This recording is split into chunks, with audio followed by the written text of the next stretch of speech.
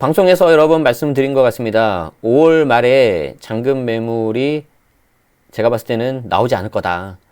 이거는 제가 5월 달이 돼서 말씀드린 게 아니라 작년부터 그리고 올해 초부터서도 계속해서 말씀드렸습니다. 물론 제 개인적인 생각이기 때문에 틀릴 수도 있다고는 말씀드리는데 지금 상황을 보면 요거는 이제 기정사실화 되고 있는 것 같습니다. 자, 오늘 어떤 이유에서인지 한번 살펴보도록 하겠는데 출처를 먼저 보도록 하죠. 조선일보고요. 2021년 5월 18일자 기사입니다. 자, 제목은 5월 말 잔금 매물은 사실상 끝났다.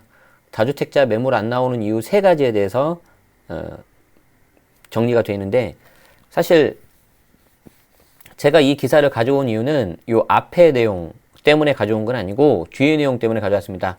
다주택자 매물이 안 나오는 이유 세 가지, 여기에 대해서는 여러분들이 조금 정리를 하실 필요가 있기 때문에 가져왔습니다.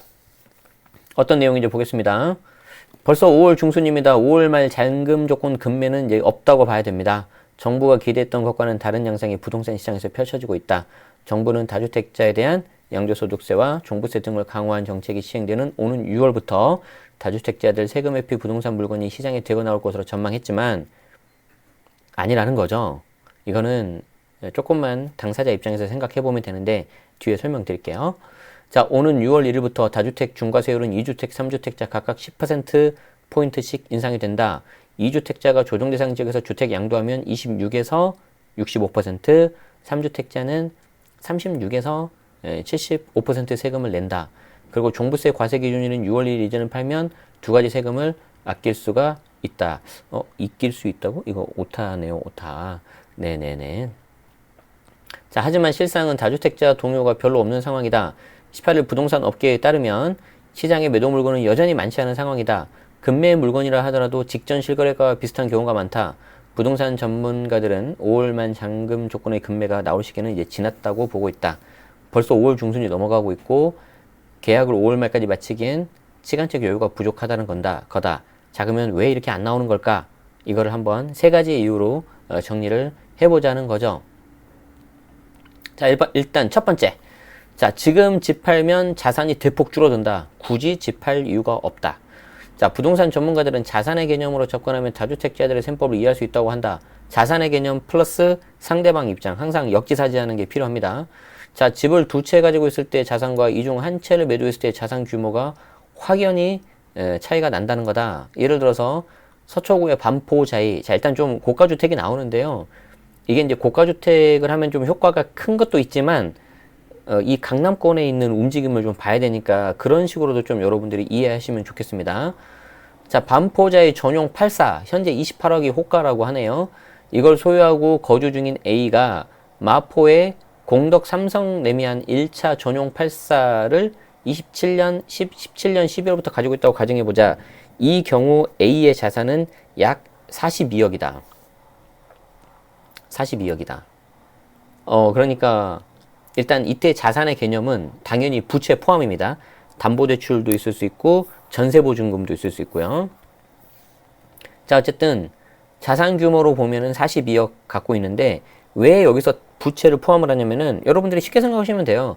삼성전자 자산이 얼마예요? 예를 들어서 몇백조다 이렇게 했을 때 그때 부채를 뺍니까? 아니죠. 부채 다 포함해서 하죠. 일단 덩치를 먼저 본단 말이에요. 자, 그렇기 때문에 개인도 마찬가지예요. 자, 현재 A씨의 자산은 약 42억 원인데 6월 이후 마포구 아파트를 호가에 매도한다고 하면 양도세로 3억 7,600을 내야 돼요. 6월 말까지 파는 경우보다 7천만 원쯤 더 늘어나는 세금인데 21년 6월 이걸 만약에 19년 6월 1일에 5억 원의 전세 계약을 맺은 것이 있다고 하면은 매도액 13억 9,600에서 8억 7,605만 원을 제외한 5억 2천만 원이 수중에 남는다. 자, 그럼 A의 자산은 반포 자이 아파트에다가 이걸 더해서 33억 2천으로 약 9억 가량이 줄어든다. 순자산으로만 계산하면 4억 원쯤이 주는 거지만 체감하는 전체 자산 규모는 큰 셈이다. 이거 진짜 저는 너무 공감되거든요. 자, 무슨 말이냐면 여러분들이 이거를 좀 많이 좀 느끼시면 좋겠는데, 자, 사례의 A씨를 봅시다. 사례의 A씨 보면은 이게 이제 before가 있고요. 여기 after가 있는데 일단 이분이 A, B 두 개 주택을 가지고 있지 않습니까? 반포자이 그리고 공덕 레미안 이걸 두 개를 합쳐가지고 42억 자산을 가지고 있단 말이에요. 자, 그런데 이걸 하나 팔아가지고 반포자이 하나만 남겨놓는다. 그러면 이게 33억 2천 자산으로 줄어요. 자, 이렇게 준단 말이에요. 자, 그러면은 뭐 42억이나 33억이나 별 차이 없는 거 아니야? 게다가 여기 2주택인 거보다 1주택으로 줄면은 보유세가 많이 줄 거 아니에요. 이렇게 생각하실 수가 있는데 여러분들이 이 사람 매물이 나오려면은요, 이 사례에 나오는 A씨 입장에서 생각을 해봐야 돼요. 자, 여러분이 A씨 입장이라고 생각을 해봐요.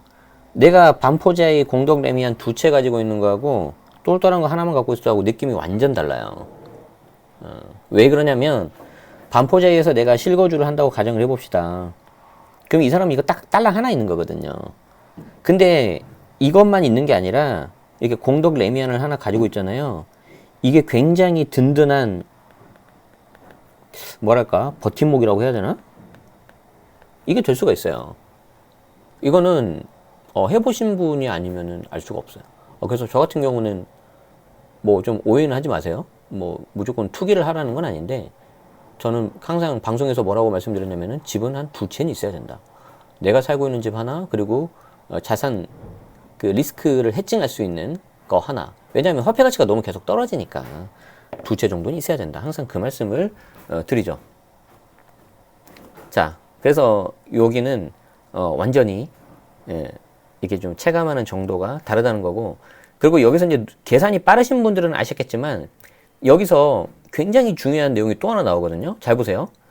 6월 이후에 마포 아파트를 팔면은 6월 말까지 파는 경우보다 7천만 원 정도 좀 늘어난다고 한다. 이거는 이제 5월 말까지인데 오타인데 이거. 쉽게 말해서 이제 6월부터 중과가 들어가기 때문에 10% 포인트가 가산이 되잖아요. 그러니까 그거 가산되기 전에 팔아라라는 게 정부가 예상하는 어떤 기대한 거 아닙니까? 근데 왜 안 파냐면 어차피 이 사람은요, 여기 지금 6월 1일을 기준으로 했을 때 그 전에 판 금액이 있어요. 공덕 레미안을 만약에 판다. 이게 만약에 X라고 해요. 그런데 이 6월 1을 넘어서 팔면은 이 X에 이 양도 차익의 대략 10%, 이게 한 지금 사례 보니까 7천만 원 정도 되는 것 같아요. 결국에는 내가 6월 1일 전에 팔아도 X값을 내가 부담을 해야 되고 6월 1일 넘어도 내가 이 X값에다가 7천만 원 더 내는 거거든요. 물론 7천만 원이 작은 돈은 아닌데 큰 돈인데 이 7천만 원과 공덕 레미안이라는 이 자산 가치를 생각해 보면 이걸 내가 과연 팔 이유가 있냐 이거예요. 내가 7천만 원 세이브하기 위해서 7천만 원 세이브하기 위해서 6월 되기 전에 판다. 그렇게 되는 순간 다시 저 레미안, 공덕 레미안을 가져갈 수가 없어요. 결정적으로 세금도 세금, 즉 거래세도 거래세인데 결정적인 게 뭐냐면은 대출 자체가 안 나오니까. 그래서 지금 여러분들이 세금도 세금인데 대출도 같이 보셔야 돼요. 대출을 너무 묶어놔 버리니까 이 사람들이 비슷한 거를 팔았다가 다시 비슷한 걸 사고 싶어도 살 수가 없어요. 그게 저는 정말 크다고 봅니다. 그 말이에요, 지금 그 말. 자, 집을 팔아도 세금 등 비용을 빼면 자산이 급격히 줄어드는 상황에서 당장 자금 융통이 다급하지 않은 다주택자들이 굳이 집을 팔겠냐는 거다. 이제 한 가지 이슈는 이제 보유세죠. 보유세는 그냥 앉아서 가만히 있는 상태에서 미실현 소득에 대해서 세금을 내는 거기 때문에 요거는 좀 이슈가 있을 수 있어요. 그래서 제가 계속해서 말씀을 드리는데 보유세는 올리고 거래세는 낮춰야지 집값이 안정이 된다니까요. 그래야 이 사람들이 물건 내놔요. 자, 부동산 전문가들에 따르면 버티기에 나서는 이들은 현행 양도세 규제가 과한 만큼 지속 가능하지 않다는 판단을 하고 있다. 물론 이런 생각할 수도 있어요. 당 정에서 양도세 완화 논의가 이어지고 있는 데다가 부동산 양도세 과세가 정치 상황이나 경제 상황 등에 대해서 이게 좀 왔다 갔다 하는 전력이 있기 때문이다. 그래서 일부 정치권 내에서도 정부 내에서도 이걸 완화해야 된다는 의견이 있고 그 반대로 절대 해서는 안 된다 이런 게 대립을 하고 있는 거죠. 이건 한번 지켜봐야 될 것 같아요. 어떻게 됐지.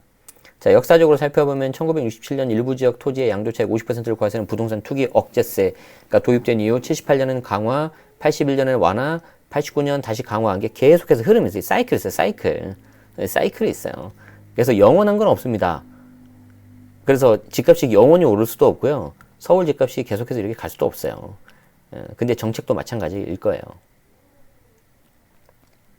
자, 두 번째. 내 아이는 내 집 갖기 어려운 시대. 아이야 얼른 커라. 엄마가 버틴다. 이것도 저도 굉장히 공감을 하는데 일단 한번 보죠. 자, 10대, 20대 자녀를 가진 다주택자의 경우도 버티는 쪽으로 생각하는 이들이 많다. 최근 4에서 5년 새 주택가격이 급등하고 대출 규제가 가해지면서 자녀들이 서울이나 수도권에 내 집 마련하기 어려워졌기 때문이다. 자, 예를 들어 서울 마포구의 신공덕 이거 여기 레미안 좋아하시는데. 이거를 현재 시점에서 매수하고 거주하려면 적어도 자기 자본이 9억 3천원 있어야 된다. 9억 3천원이 어디가 있어? 그마저도 세후 연봉이 대기업 수준인 4,800만원 이상이어서 은행에서 주택담보대출을 받아서 4억 5,920만원을 조달할 수 있을 때 이야기다. 거의 불가능하죠, 지금. 자, 하지만 이 주택을 성년 자녀에게 증여한다고 생각하면 다주택자 부모들은 큰 시름으로 덜어낼 수 있다. 자, 공덕 삼성 레미안 1차를 그냥 레미안이라고 할게요. 레미안 1차를 자녀에게 주면서 내야 하는 증여세는 3억 6,704만원이다. 3억 6,704만원? 약간 이제 2주택이고 공시가격 3억 넘으니까 12%로 계산한 것 같습니다. 자녀는 3억 6천만원 정도의 자금을 통해서 주택을 보유해 안정적인, 증여세가 이제 3억 6천. 자녀는 3억 6천만원 정도의 자금을 통해 주택을 보유해 안정적인 생활을 할 수 있고, 다주택자 보면은 자녀가 성년이 될 때까지 보유세 부담을 견뎌내면 양도세와 비슷한 비용으로 자녀에게 주택을 마련해 줄 수 있다. 근데 이거는 조금 계산을 잘 해보셔야 돼요. 일반 순수 증여가 있고 부담부 증여가 있는데, 이제 자녀들이 이 집에서 거주하기까지 원하면 순수 증여를 해주셔야 될 것 같고, 그게 아니고 그냥 명의 분산을 하고 이걸 좀 갖고 있는 개념으로라면은 부담부 증여가 좋습니다. 자, 무슨 말이냐면, 기사가 되게 단순한 것 같지만 엄청나게 많은 내용들이 있다는 거죠.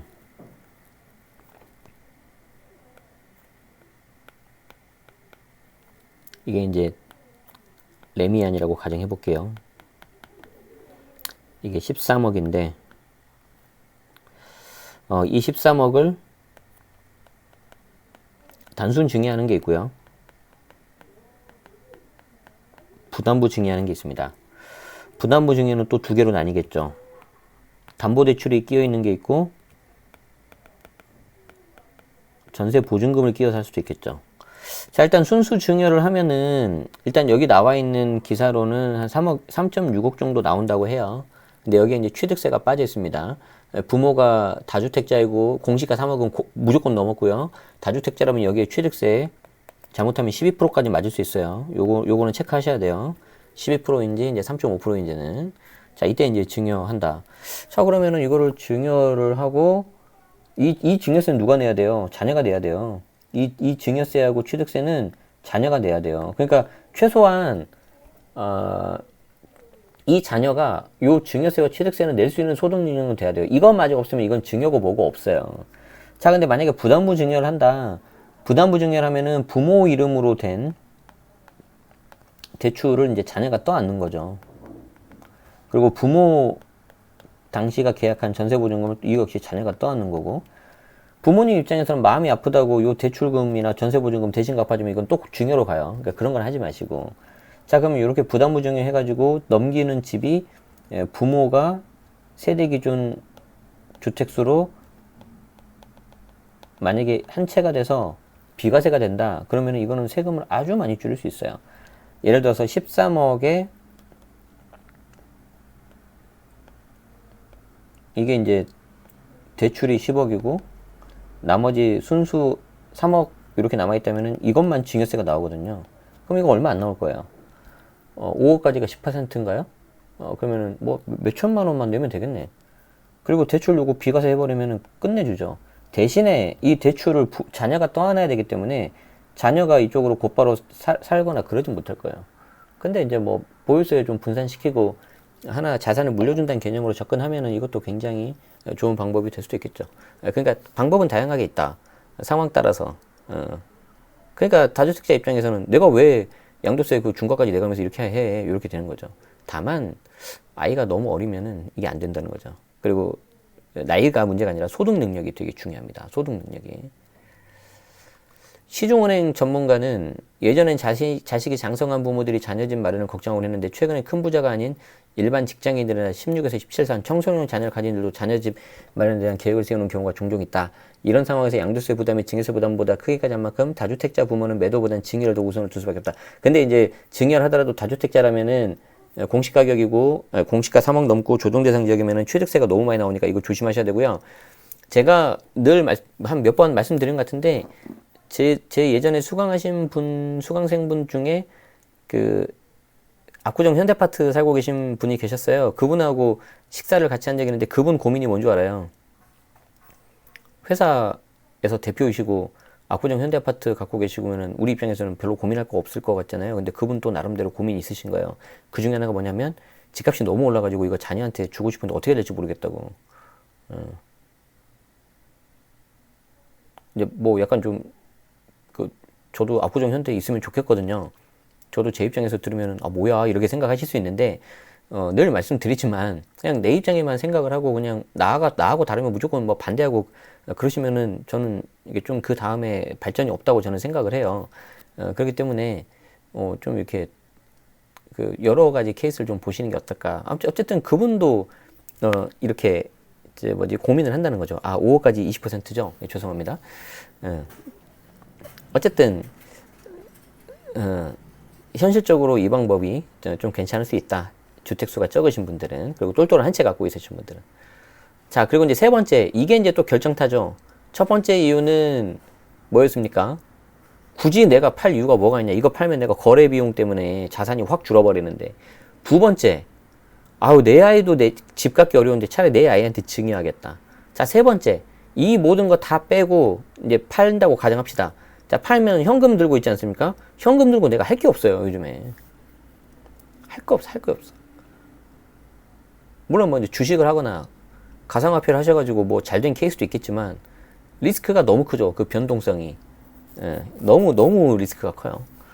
물론 제가 이제 잘 공부도 안 하고 몰라서 그런 것도 있지만 부동산 같은 경우에는 약간 반강제적으로 좀 버틸 수가 있거든요. 왜냐면 내가 내 집 맘대로 팔 수도 없잖아요. 중간에 뭐 임차인하고 그 관계도 좀 있고 그렇기 때문에 그냥 요즘 소위 말로 강제 존버가 되는데 근데 주식이나 가상화폐는 너무 쉽다 보니까 제가 계속 신경 쓰게 되고 좀 그러더라고요. 물론 저도 조금 하긴 하는데 저는 놔두고 그냥 잊어버리거든요. 뭐 근데 그렇게 잊어버리니까 저는 주식하고 가상화폐도 수익률은 나쁘진 않은데 말씀을 안 드릴게요. 너무 커서. 네, 그건 나중에 말씀드릴게요. 근데 원금이 작으니까 별로 부러워하실 필요는 없어요, 전혀. 자, 어쨌든 현금 들고 있어도 뭐 할 게 없는 거죠. 자산 가치가 오르고 현금 가치가 하락하죠. 자, 이 세상에 반드시 변하지 않는 진리가 딱 하나 있습니다. 아니, 뭐 몇 가지가 있는데, 뭐 예를 들어서 우리는 모두는 죽는다는 거라든지 몇 가지 있지 않습니까?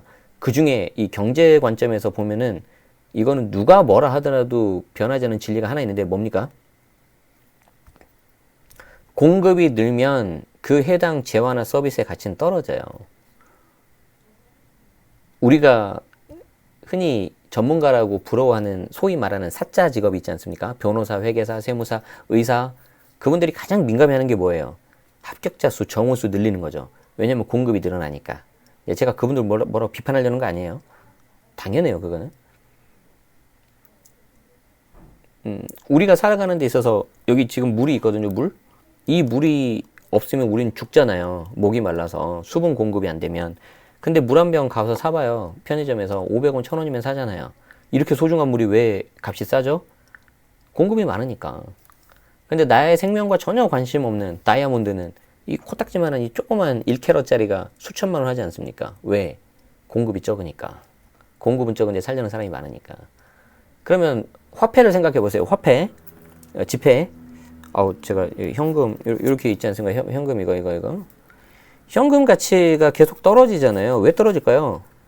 똑같아요. 공급이 늘어나잖아요. 그럼 그 공급을 누가 해요? 중앙은행이 하잖아요. 우리나라는 한국은행이 하고. 엄청나게 돈이 풀리고 있잖아요. 나는 돈이 푸는지 잘 모르겠는데?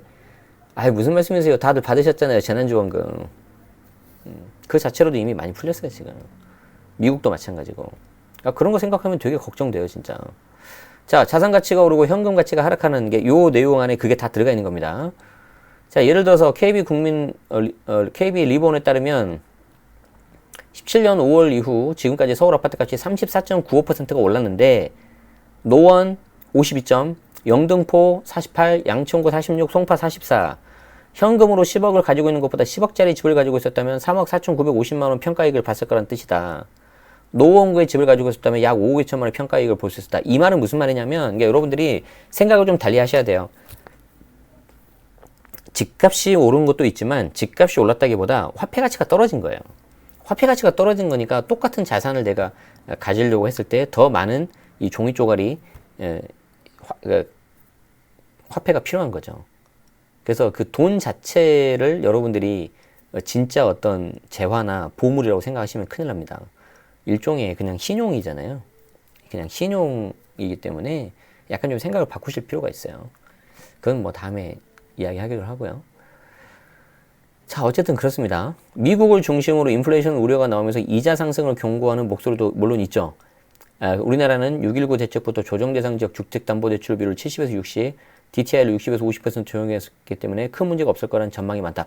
이거는 예전에 2008년 서브프라임 모기지 때도 마찬가지였는데 그 당시에도 상대적으로 우리가 대출 규제를 좀 해가지고 서브프라임 모기지가 왔을 때도 그리고 2010년에 금융위기가 왔을 때도 상대적으로 우리나라는 좀 타격이 덜 받았거든요. 물론 그럼에도 불구하고 타격 많이 받았지만 그 중에 하나가 대출 규제를 한 게 그래도 1등 공신이었다는 분석이 있습니다. 지금도 마찬가지예요.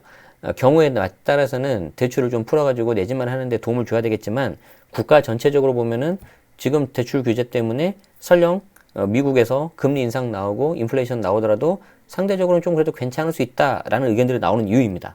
항상 그렇기 때문에 여러분들이 경제 현상을 볼 때는 그냥 이거는 무조건 예스 좋은 거, 이거는 노 나쁜 거 이런 거 없어요. 되게 종합적으로 봐야 돼요. 그게 이제 좀 너무 지나치면 물에 물 탄 듯 술에 술 탄 듯 하긴 하겠지만 그래서 늘 말씀드리면 여러분들 케이스마다 다르다고 하지 않았습니까? 2016년에 LTV 70%를 받고 신용대출을 모두 동원해서 집을 산 사람의 경우 서울 시내 주택가격이 2배 가까이 올랐기 때문에 LTV 비율은 40% 수준으로 낮아졌을 거다. 그러니까 이게 생각을 바꾸라는 거죠. 내가 LTV를 70%로 땡겼는데 그 집값 자체가 커져버렸기 때문에 전체에는 LTV 한 40% 정도 되는 거로 생각할 수 있다. 자, 이거 무슨 말이냐면 자, 예를 들어서 2016년 가정해 볼게요. 그리고 현재 2021년 해봅시다.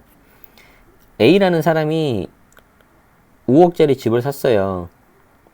이때 LTV를 70% 받았다고 합시다. 그러면은 내가 3.5억 대출 받은 거 아닙니까? 근데 이 5억 집이 아까 보니까 서울 같은 경우에 거의 한 40% 올랐다고 했잖아요. 계산하기 쉽게 10억으로 할게요. 자, 그러면 이거를 LTV 40 하잖아요. 4억이에요. 비슷하잖아요. 비슷하잖아요. 이걸 똑같이 적용을 하면 여러분들 다른 이야기인데 전세 살고 있는 사람 입장에서 그 전세가를 좀 안정이 되려면은 아이러니하게도 어떤 게 필요한지 아세요? 해당 집값이 올라야 돼요. 자, 예를 들어서 내가 5억 집에 사는데 전세가 이제 이건 좀 다른 이야기입니다. 전세가 4억이라고 합시다. 그럼 집값 대비 전세 비율 80%잖아요. 이거 위험하잖아요. 경매 넘어가면. 자, 그런데 4억에서 5억으로 올랐다고 합시다. 그럼 이거는 50%밖에 안 되잖아요. 아니 무슨 소리냐. 집값 10억 오를 때 전세값도 많이 올랐다. 물론 그렇죠. 자, 근데 4억에서 5억 정도밖에 안 오른 집들이 있어요. 어떤 집? 주택임대 사업자 집. 여기는 못 올려요. 그렇기 때문에 이것도 다른 이야기인데 집값은 못 잡더라도 전월세 시장이라도 좀 잡으려면은 주택임대 사업자 역할이 중요했어요. 저는 그렇게 생각을 합니다.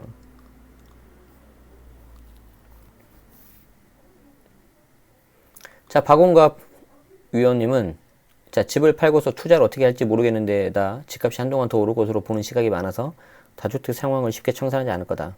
재건축을 비롯해서 규제 완화 기대감까지 가미됐기 때문에 집값이 떨어지지 않을 거다. 이렇게 좀 보고 있네요. 자, 그래서 이유 세 가지 어떠셨나요?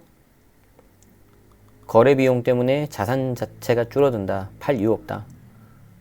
두 번째, 우리 애도 지금 집을 못 사는 상황인데 차라리 애한테 칭해하자.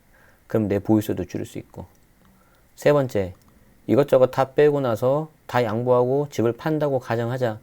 그런데 그 현금 가지고 내가 할 게 없다. 그리고 현금 쥐고 있어봤자 그 계좌에서 그냥 돈이 썩어 나가는 거죠. 화폐 가치가 떨어지고 있다는 거예요. 왜냐하면 정부 그리고 다른 나라에서도 화폐를 계속 풀어버리니까. 자, 아무튼 그렇습니다. 그래서 이제 또 하나 기사 보면은 차라리 자식 주자, 6월 양도세 중과 앞두고 40대 미만 증여 급증. 이거는 좀 다른 이야기인데 앞에 나온 거하고 좀 이야기 같이 하죠. 그래서 이때 증여할 때 여러분들이 증여세 회피 안 하고 정식적으로 하기 위해서는 또 여러 가지가 있는데 그건 다음 시간에 알아보도록 하고요. 요 기사도 세계일보에 나온 거고 5월 17일. 그러니까 앞에 기사하고 하루 먼저 나온 기사잖아요. 그렇죠? 뭐 다른 거 없습니다. 예. 좀 그 증여하는 건수도 늘어나고 연령대가 낮아지고 있다는 거. 그냥 같이 보시면은 이게 좀 종합적으로 판단한 시기에 도움이 될 것 같아서 그냥 이렇게 가져왔어요.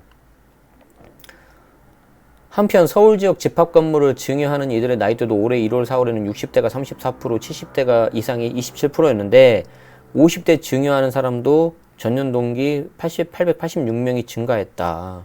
그러니까 점점 그게 내려가고 있다는 거예요, 지금. 일찍 해버린다는 거죠. 그러면 이렇게 되면은 매물이 나오겠어요? 안 나오죠, 이런 매물들은. 그러니까 더 안 나옵니다, 더 안 나와. 그리고 설령 급해서 나온다 하더라도 5년 이내 팔아버리면은 2월 과세가 돼서 당초 취득가로 가버리기 때문에 이 사람들도 증여하는 순간 최소 내가 5년은 가지고 가야지 이거 감안하고 지금 하시거든요. 그러면 지금 이렇게 증여가 늘어난다는 기사가 해마다 나오고 있는데 최근 2021년 상반기 때 증여하신 분들은 여기서 5년은 더 가져가겠다고 보는 거예요. 5년을 더 가져가겠다고 보는 거는 최소 5년 정도는 들고 있어도 괜찮다. 5년 이상 들고 있어도 괜찮다는 물건은 장기적으로 봤을 때는 오를 가능성이 높다라고 자기들 자체적으로 판단한 거겠죠. 그건 맞는지 틀린지 뒤에 가봐야 되겠지만 앞일은 아무도 모르니까. 이게 심리를 제가 말씀드립니다. 심리를. 아시겠죠? 함영진 직방 빅데이터 랩장이 이제 함께 연령대도 낮아진 거라고 했고 6월 다주택자 양도세 중과 종부세 강화 앞두고 있어서 증여세는 계속 증여하는 경우는 계속 증가할 걸로 보인다. 대책 발표 후 이미 많은 증여가 이루어졌고 4월 보궐선거 이후 세제 완화에 대한 기대감이 생겨나고 있어서 2020년보다는 크지 않을 걸로 보인다. 이제 그래서 지금 다들 관망세인 것 같아요. 보유 다주택자들은 내년 대선이 있는데 정치인들 성향이 선거 전에 뭐 좀 하니까 한번 지켜봐야 되지 않겠어? 이게 있는 거죠. 어떻게 될지는 저도 궁금합니다. 그리고 그의 보답이라도 하듯이 엊그저께 우리 기사 살펴봤었죠. 계속해서 지금 막 정책이 왔다 갔다 하잖아요. 지금 막 풀었다 줄였다 풀었다 줄였다 막 지금. 실제 어떻게 될지는 좀 봐야 될 것 같아요. 자, 여기까지 하겠습니다. 오늘도 많이 했네요. 네.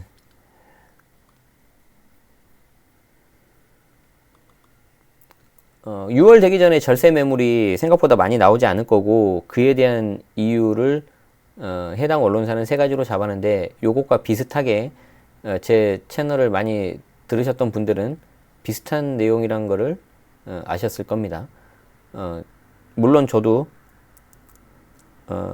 말씀을 드리면서 맞는 경우도 있고 틀린 경우도 있는데 제가 늘 여러분들한테 강조드리고 싶은 거는 여러분의 소중한 자산은 여러분 스스로가 지켜야 된다 그랬잖아요. 그 누구도 믿지 마라 그랬잖아요. 제 말도 믿지 마라 그랬잖아요. 다만 제가 여러분한테 한 가지 약속 드릴 건 있어요. 저 역시 아직 많이 부족하고 배워야 되는데 그리고 틀린 것도 많이 있습니다. 여러분들이 막 질문 주신 거 보면은 제가 아는 것도 있지만 어떤 경우는 모르는 경우도 더 많아요. 저라고 어떻게 세금을 다 알겠습니까? 그리고 이 시장에 대해서 어떻게 알겠습니까? 감히. 그런데 제가 여러분한테 하나 말씀드릴 수 있는 거는 저는 오늘보다는 내일 단 조금이라도 그게 0.01%라도 0.1%라도 성장을 할 거고 성장을 하고 있다고 저는 생각을 합니다. 그게 쌓이면은 한 5년 후, 10년 후에는 지금보다는 훨씬 더 시장을 객관적으로 바라보고 복잡하고 어려운 세금도 더 많이 좀 알 수 있을 것 같고, 그렇게 돼서 여러분들한테 그때 되면은 지금보다도 더 많이 도움을 드릴 수 있을 것 같아요. 그래서 제가 추구하고 싶은 삶은 뭐냐면 이겁니다. 제가 추구하고 싶은 삶은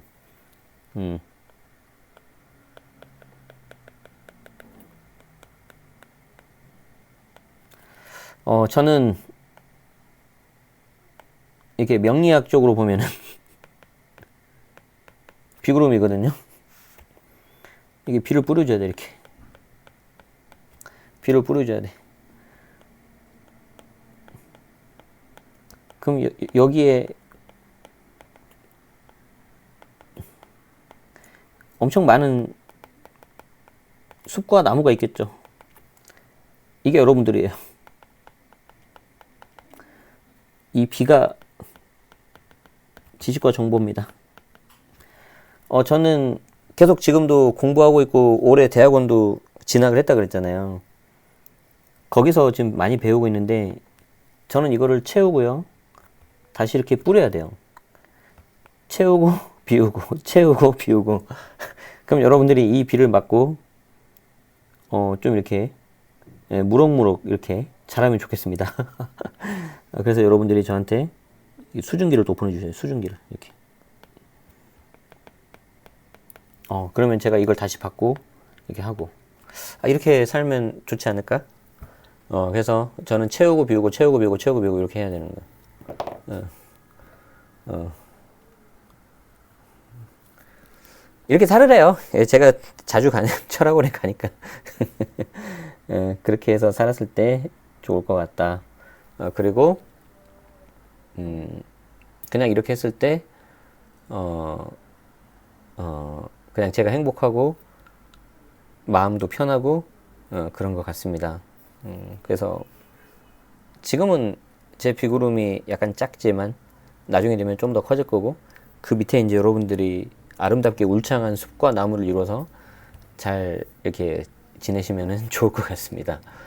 근데 저는 비구름이기 때문에 갑자기 하다가 언제 갑자기 혹 사라질 수도 있어요. 어디인가에 저는 얽매이는 걸 굉장히 싫어하거든요. 그래서 저는 남들과 좀 똑같이 하는 거 되게 싫어합니다. 그래서 다르게 하고요.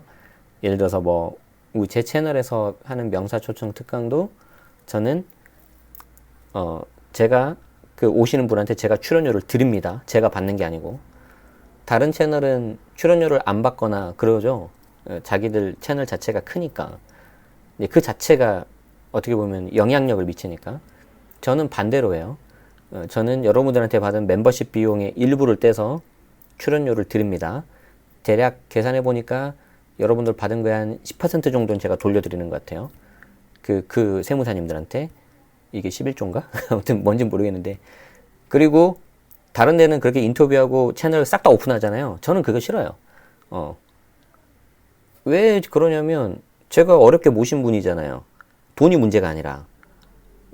어렵게 모신 분이기 때문에 저는 여러분들이 그 멤버십 하신 분들한테만 딱 보면 좋겠어요. 그렇게 다르게 가는 거예요. 그리고 제가 그렇게 해드려야지 오시는 그 명사분들, 세무사님, 회계사님들도 좀 뭔가 대접받는 거고, 지적재산권에 대해서 제가 정당한 대가를 드려야죠. 아시겠죠? 그리고 다 겨돈 말씀드리지만 제가 그분들한테 뭐 받는 거 1도 없습니다. 받는 거 하나도 없어요. 지금까지 받은 거 하나도 없어요. 앞으로도 그럴 거고. 뭐 이제 하다 보면 뭐 식사 정도는 받을 수는 있겠죠. 근데 그 외에 어떤 거를 하고 싶은 생각 추호도 없어요. 비자격사가 중개할 선행하면 불법이기 때문에. 그렇습니다. 그래서 그냥 저는 제 스타일대로 정정당당하게 하고 합니다. 그래서 매 순간 강한 의지를 가지고 매 순간 당당하게 아름답게 행동을 하려고 합니다. 제가 한 말이 아니고요. 우리나라에서 사주 그 역학으로 되게 유명하신 분이 있는데 초은 김승호 선생이라고 돈보다 운을 벌어라는 책이 있어요. 돈보다 운을 벌어라. 오늘 여러 가지 이야기 많이 하네요. 이 돈보다 운을 벌어라 이 책이 있는데 이 책은 꼭 보세요. 뭐지? 왜 안 나오지?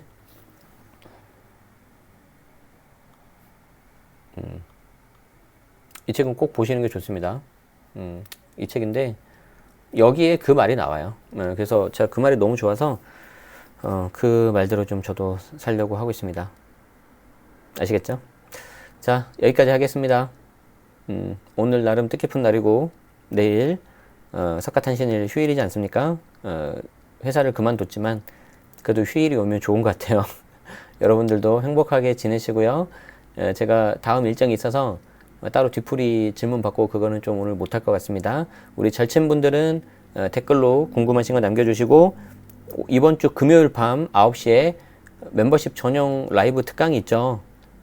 멤버십 특강이 있기 때문에 그때 참여해 주셔서 들으시면 좋고 참여 못 하시더라도 녹화본이 곧 올라가니까 그거 보시면 되겠습니다. 행복한 휴일 보내시기 바라겠습니다. 여러분 오늘도 긴 시간 함께 해주셔서 고맙습니다. 다들 맞점 하세요. 고맙습니다.